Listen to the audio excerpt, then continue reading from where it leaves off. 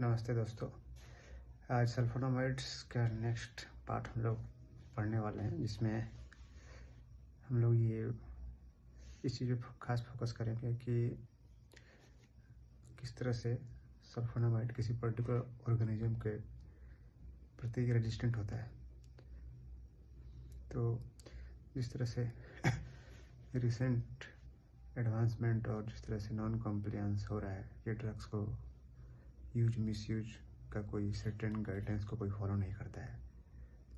इसके कारण सल्फोनामाइड्स बहुत सारे ग्राम पॉजिटिव जो कोकाई हो, फॉर एग्जांपल डिप्लोकोकाई, स्ट्रेप्टोकोकाई, या फिर ग्राम नेगेटिव जैसे कि एस्केरिसिया कोलाई या फिर नेसेरिया गोनेरिया इस टाइप का, या फिर और भी जो भी बैक्टीरिया है जो पहले एक्ट करता था सल्फोनामाइड के एक्शन पे अच्छा रिस्पॉन्स करता था, तो वो रिस्पॉन्स करना बंद कर दिया, क्योंकि इसके पीछे मुख्य कारण है जो पैरा अमीनो ब्यूटेरिक एसिड और टेरिडीन मतलब PTERADN, इन दोनों को जोड़ने वाला जो एंजाइम था फोलिक एसिड सिंथेज या फोलेट सिंथेज जो भी आप कहें, इन दोनों को जोड़ने का एक ग्लू की तरह काम करता था।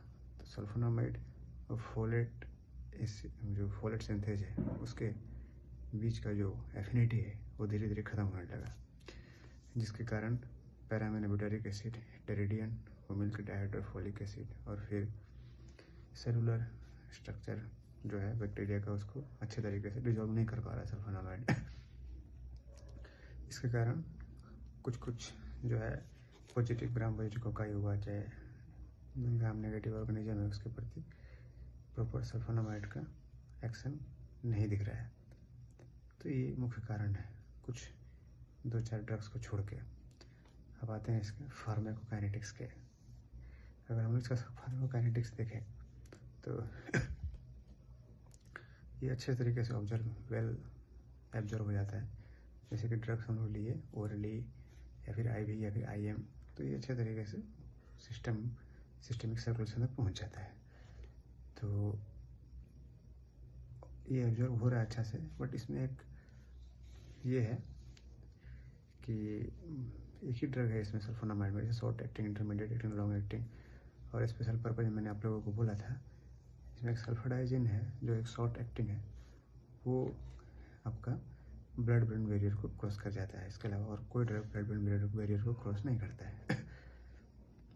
और जब भी हम लोग सल्फोनामाइड को लेते हैं तो फार्माकोकाइनेटिक्स अगर इसका थोड़ा देखें, जब भी कोई हम लोग ब्लड लेने के बाद वो लीवर के थ्रू जब क्रॉस होता है तो लीवर में एक स्पेशल प्रॉपर्टी होता है, इसको बोलते हैं एसिटाइलेशन। वो लीवर में जाके वो एसिटाइलेशन होता है। कुछ एंजाइम इंड्यूसर, एंजाइम इनहिबिटर, बाद में आप लोगों को समझाऊंगा, पढ़ाऊंगा ही क्या है। तो उसके कारण से ये होता है एसिटाइलेशन। और जो एसिटाइलेटेड जो प्रोडक्ट होता है, एसिटाइलेशन के बाद जो नया ड्रग्स का प्रोडक्ट बनता है वो थोड़ा पेरेंट ड्रग से लेस एक्टिव होता है। और जो एसिडिक यूरिन में उतना सोल्यूबल नहीं होता है, जिसके कारण से एक छोटा छोटा क्रिस्टल बनने लगता है। तो फार्माकोकाइनेटिक्स में ये due to lack of proper acetylation and proper crystallisation effect, proper solubility, जो एसिडिक यूरिन न होने के कारण एक साइड इफेक्ट भी इसका हो जाता है, क्रिस्टलीविया बोलते हैं इसको।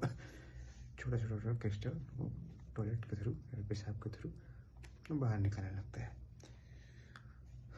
और यहीं पे सल्फोनामाइड का जो मैकेनिज्म एक्शन एक ब्रीफ, और सल्फोनामाइड का रेजिस्टेंट और किस तरह से वो रेजिस्टेंट हो रहा है, और सल्फोनामाइड किस तरह से फार्माकोकाइनेटिकली वो लिवर से हमारे बॉडी में किस तरह से वो एक्ट कर रहा है।